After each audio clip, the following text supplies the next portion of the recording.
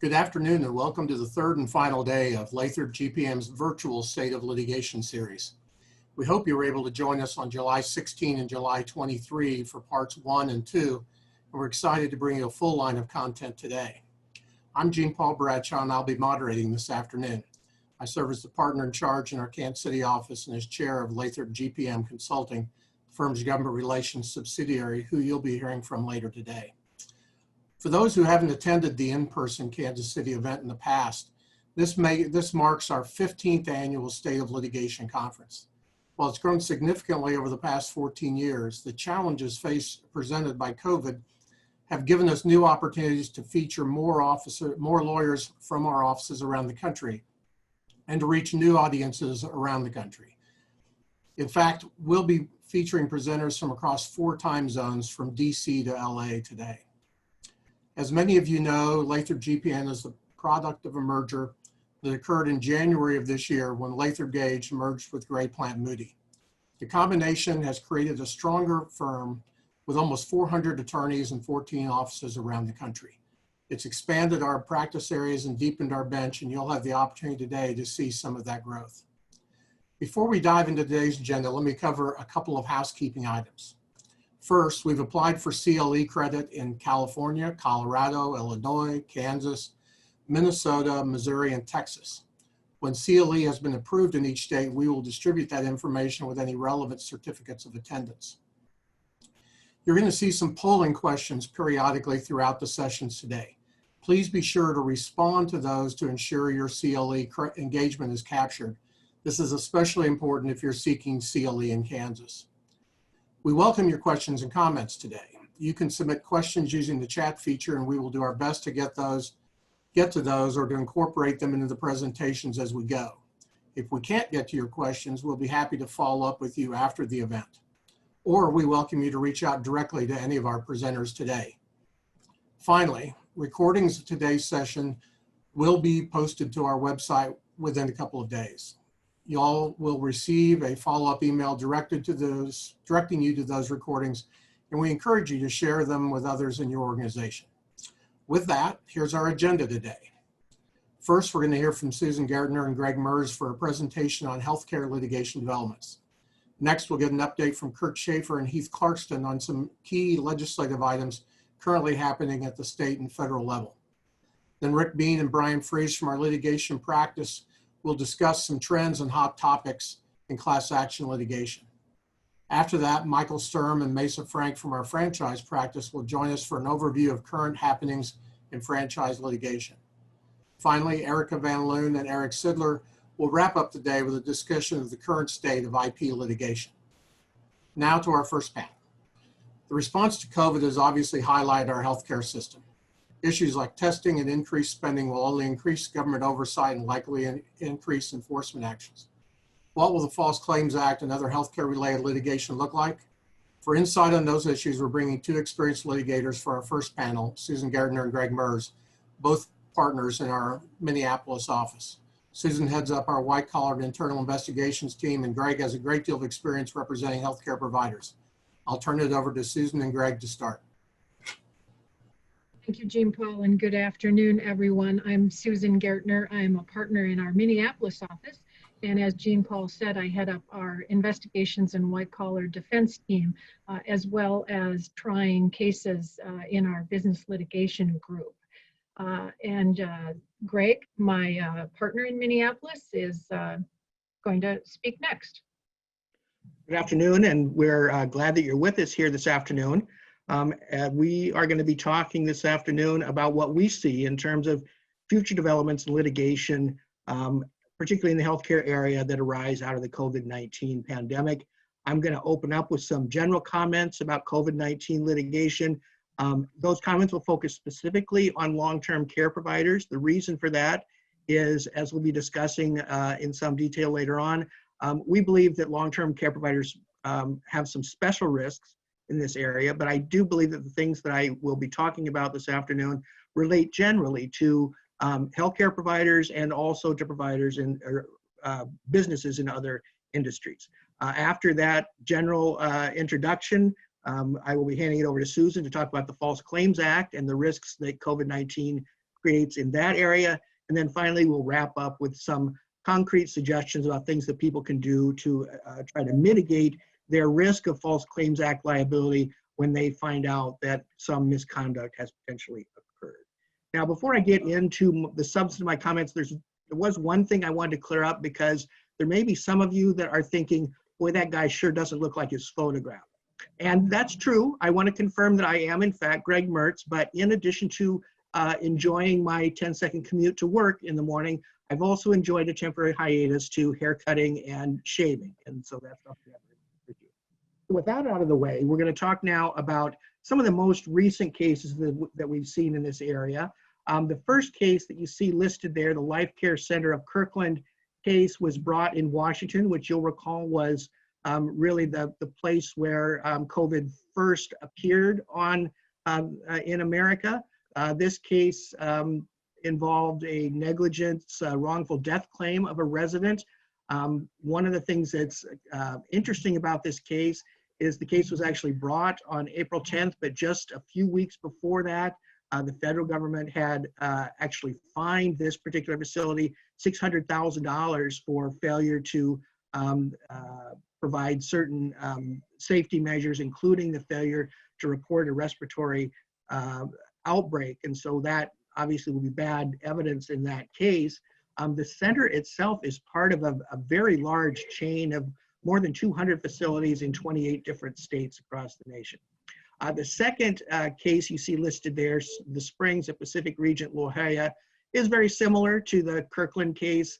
It was filed just a few months later, not very long ago. Also raises negligence and wrongful death allegations. There's a whole litany of failures that the plaintiffs allege with respect to failure to adequately take measures to control the spread of infection to the facility. The third case that you see listed there, the Des Plaines rehabilitation case, is really one that is different, and it turns on the issue of gathering and reporting information regarding COVID-19. Most healthcare facilities are under some obligation to report information. Here, there was an employee who disagreed with the employer's instructions about how that information should be gathered and reported. That disagreement, at least according to the employee, led to the employee being terminated, and the employee then brought a claim for rehabilitation. And so, you know, as you're aware, this issue of gathering and reporting information is one that is not without some controversy, and this is an example of that. And then finally, we have this Brighton Rehabilitation and Wellness Center case.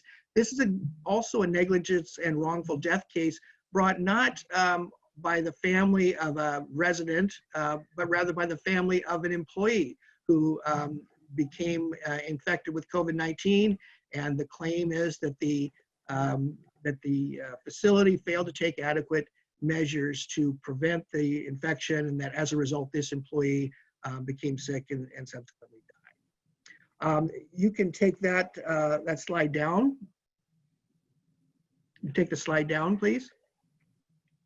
And so these cases are all in their early stages. We don't really know how the court is going to grapple with or resolve any of the issues that they present, but I think they are fairly apt examples of the kinds of things that healthcare providers are likely to face. We believe, and I think that we're not alone in this belief, is that healthcare providers are going to face really, pick your favorite metaphor, an avalanche, a tsunami, a tidal wave of litigation arising from COVID-19. The first COVID-19 confirmed case in the United States was on January 21st, and the first death was on February 29th. So we see that litigation hasn't taken long to commence. And so we're now down the road. There are obviously a number of cases that are in the pipeline, but that's just a kind of a sense of where we are now. If you could bring up the next slide, please.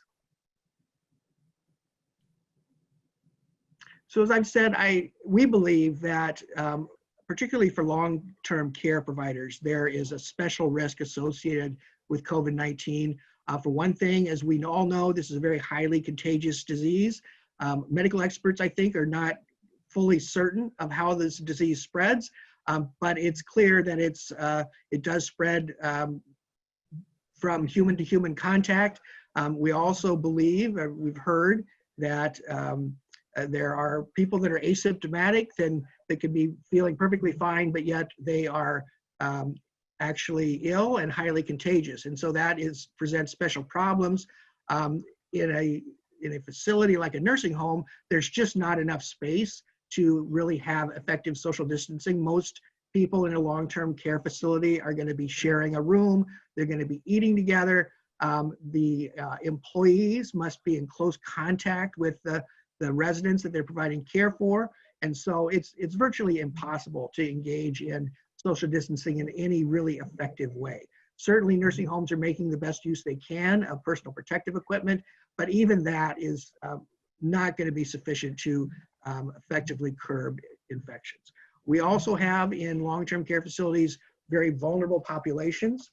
I think we've learned that age and health are not necessarily a guarantee that someone won't get sick and die, but we do know that for people that have respiratory problems, people that have compromised immune systems, and the elderly, those people are at particular risk of becoming very seriously ill and potentially dying as a result of the COVID-19 disease. And then we have a great deal of publicity. The story of COVID-19 is probably the most exhaustively reported story in the past 100 years. For months, our newspapers and TVs and internet, the news has been all COVID all the time. And you know, you probably have all seen on the front page of your own newspapers discussions, particularly about nursing homes that are experiencing a big flare-up of cases. And one of the good things that we've learned is recently that issue has kind of subsided to some degree, but certainly there's been a great deal of publicity regarding COVID-19 infection in long-term care facilities. And then we also have a wealth of public information that is available to anybody that has an internet connection. And so that information is going to be catnip to plaintiffs' lawyers, and certainly something that could encourage litigation against long-term care providers. And then I didn't mention this, but I would add to the list the fact that these are very attractive plaintiffs. There are, you know, very heartrending stories about the folks that weren't able to say goodbye to their loved ones because they were essentially in quarantine. So if you go to the next slide, please. So great. Let me ask you this. You talked about the Kirkland case and all the infections that were reported out of that facility. And you also talked about all the publicity around COVID-19 and the myriad of cases. In your view, do you think that having a lot of COVID-19 cases within a facility will necessarily mean liability? What are your thoughts on that? And no, I don't think that's the case. I mean, a plaintiff in this kind of context is going to need to prove negligence or some sort of culpable conduct on the part of the facility. But I would also say that a large number of cases, and in the Kirkland case, there were, I think, somewhere in the neighborhood of 125 diagnosed cases, almost 40 deaths. In that kind of situation, it's kind of a red flag that that there's a problem going on. So although just the bare fact of the numbers, I do not believe will be enough. It's certainly going to be something that raises antennas. Here I just got a list of the potential plaintiffs in a possible COVID-19 lawsuit. We've already talked about individual residents and family members and employees that might bring some sort of negligence-based claim. In addition, you're going to be hearing later about class actions, but this is an area where, because facilities are either doing or not doing whatever they can to control infection on a kind of the basis of the entire facility, that's a commonality of condition that may give rise to class action claims. We also have government enforcement agencies. I've talked about the amount of information that's being collected by the government, and long-term care facilities are heavily regulated facilities. They're subject to inspection, and I think you can expect that the government will take a very active role in enforcement with respect to COVID-19 issues. And then finally, we come to key TAM relators, and Susan will be talking in just a moment about the False Claims Act and whistleblowers and how that works. And so before I turn it over to her, we do have a polling question for you. So, does your company have a process that allows employees to anonymously report suspected wrongdoing? So if you could answer that question, and we'll come back to that in just a moment. But before, and I'll just then turn it over to Susan. So Greg, before you turn it over to me, I do have a question for you about these various immunity statutes that are being passed by the state and federal governments. So what kind of protection do you think that will provide in the litigation context? Yeah, I believe that's really an open question. I know that both at the federal level and the state level, real efforts are being made to protect the healthcare industry and long-term care providers in particular from liability. But all of those statutes in the event of litigation are going to need to be interpreted by the courts. There may be challenges to their constitutionality or on other bases. So although I do think that those immunity statutes provide at least the hope of some protection, I don't know that that can be certain. And then moreover, if you're talking about liability that arises from the breach of some government regulation or statute, or for example, the False Claims Act, clearly immunity is not going to be a protection against those kinds of claims. So we can take that slide down now, and that is a good segue, Greg, into my portion of this discussion. I'm going to talk about the False Claims Act, starting on the rather negative note that Greg left us, which is don't look to your immunity statutes for protection from False Claims Act cases, because that is not something that we expect to be very helpful. So I'm going to spend a amount of time on the False Claims Act because it is probably one of the most powerful tools that the government has in the context of enforcing any kind of claim against healthcare providers and really across the board. So what is the False Claims Act? It's sometimes called Lincoln's Law for the reason that it was passed in the United States during the Civil War after a whole lot of sick mules and guns that didn't work and provisions that were foul were sold to the Union Army. And so the False Claims Act was passed in order to give a tool to the government to go against false claims, to protect itself from false claims. What the False Claims Act does is it prohibits making a false statement to the federal government in order to get a payment for whatever it is you're selling to the government. And that claim can be made, that lawsuit can be brought by the federal government itself, or in more instances, a private relator, as they're called. And Greg alluded to this before. I think most of us would call them not relators, but whistleblowers. And they are a powerful tool for the federal government. In fact, in recent years, over 70% of False Claims Act cases have been brought not by the government, but by private parties or relators. Now, why are relators or whistleblowers so active in the area of bringing false claims on behalf of the government? Well, because there is a tremendous incentive to private plaintiffs, whistleblowers, to bring these actions because they can recover from 10 to or 15 to 30% of whatever the government could recover. They get themselves and can put it in their pockets if they're successful. And that can be a tremendous amount of money. One of the reasons that the False Claims Act is such a powerful threat to companies who are trying to do business and sell things to the government, goods and services, is because if you run afoul of the False Claims Act, the penalties and damage that can be awarded against you are enormous. Penalties can be very high, and damages can be up to 3 times whatever it is the government is claiming in terms of what they were suffered in terms of damages. So it can be millions and millions plus of recovery that can happen. And as I said, a chunk of that can go into the whistleblower's pocket, a big chunk of that.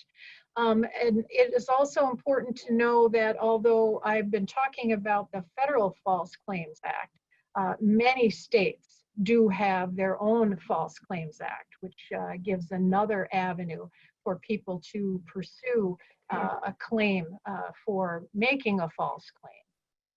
So I'll ask that the slide get put up, and I'll talk a little bit about what a false claim might look like. What are the legal theories? Susan, but before yes. you get to this next slide, I wonder if you could comment, if the government decides not to intervene in a qui tam case that gets filed, can the provider safely assume that it's not a very strong case and that they don't really have anything to worry about? Well, to that I'd say you wish.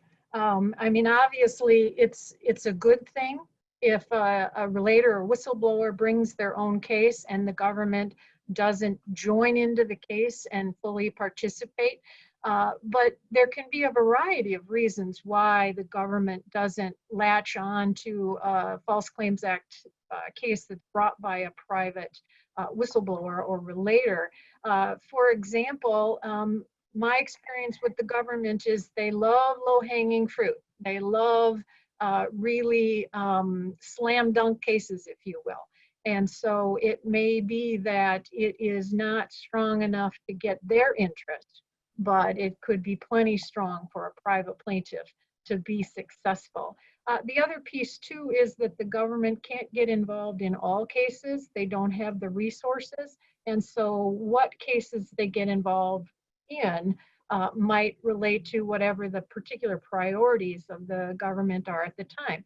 So in the context of COVID-19, you can imagine that the government, federal government, might be more eager to get involved in, for example, long-term care settings where a False Claims Act is brought, given the enormous concern right now about long-term care providers in particular, but really anybody who's involved with COVID-19 type situations. So once the claim is brought, what are some of the theories? First of all, there's a false certification theory in False Claims Act cases. And what that is if there is an explicit representation in your claim to the government that you have complied with all the statutes, regulations, and contract terms in that particular claim, and in fact, those turn out not to be right. In other words, you shouldn't have certified that you have dotted all your I's and crossed your T's in connection with your claim. You can be liable for that false certification. You also can be liable if you implied in by making the claim that you are in compliance with all applicable statutes and regulations. In other words, if by making the claim to the government for the services or goods that you've provided, if there are statutes and regulations that cover what you are providing, and that's an important statute, regulation, etc. By asking for your money for what you provided, you're implying that you are certifying that the rules have been followed. And if that's not true, you can be stuck with a False Claims Act for implied false certification. Now, of course, certifications, false or implied, are very important in the healthcare industry, which is so very highly regulated. Another theory, and this can be a particularly amorphous one of concern, and that is that you can be held liable for making a false claim for payments if after the fact the government decides that those services were worthless. What is worthless, obviously, in the eye of the beholder, but there are questions raised about the quality of care that you provided in those kinds of situations. The last theory on this slide is reverse False Claims Act situations, which involves not a proactive claim to the government to pay you, but if you're hanging on to the money that the government should have been owed, and you're preventing them from collecting what is owed, you can be subject to a reverse False Claims Act. So, next slide, please. How can you avoid this mess? How can you avoid these potential greatly high damages as well as these various theories? These kinds of litigation risk measures, of course, that we suggest on this slide really are relevant to all kinds of healthcare litigation or litigation period, but certainly have a heightened relevance to False Claims Act, given the potent nature of that remedy for the government. Of course, you're going to want to keep up on standards of care and best practices regarding infection control. That, of course, is a moving target. What best practices are today might not be what they're going to say are best practices tomorrow. So it's a difficult thing, but it's an important thing. Keep up, review, update, and most importantly, follow internal policies and procedures that you have. There's almost nothing worse to having all kinds of manuals and policies and procedures and then they're not followed. Similarly, if your employees aren't trained to follow those internal policies and procedures. Key is to enable employees to report suspected wrongdoing. And that relates to our polling question, which we'll get the results of soon.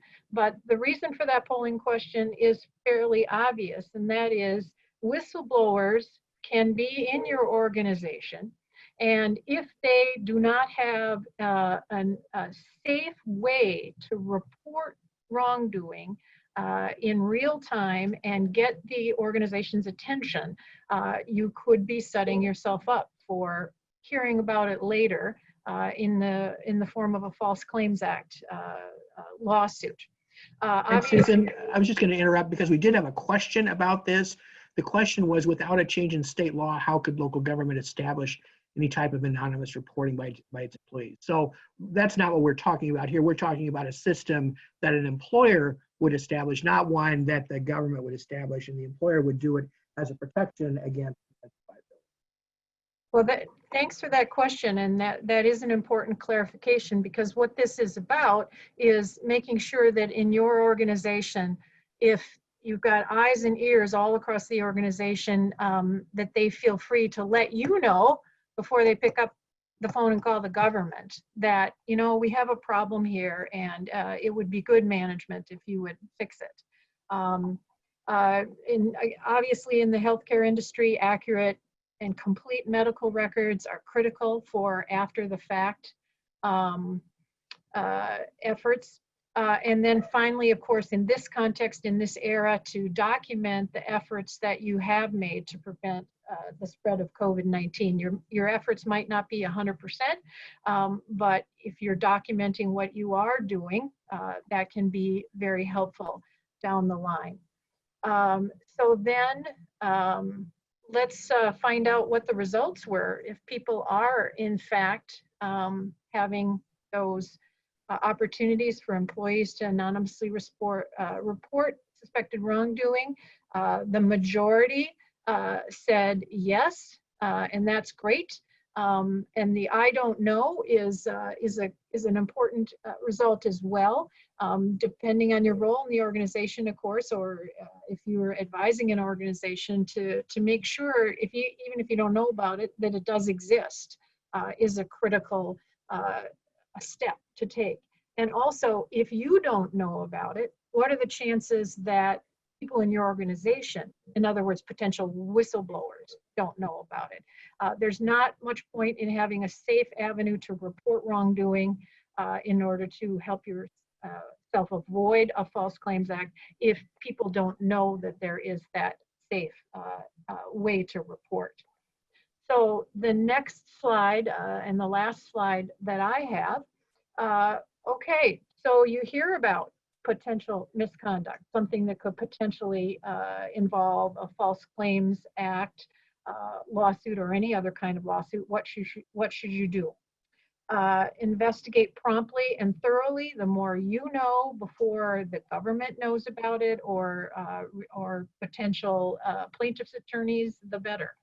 Obviously, you need to, particularly in a highly regulated industry like healthcare, you need to make sure that you have followed all your reporting requirements. You also need to take remedial measures to prevent whatever happened from happening again.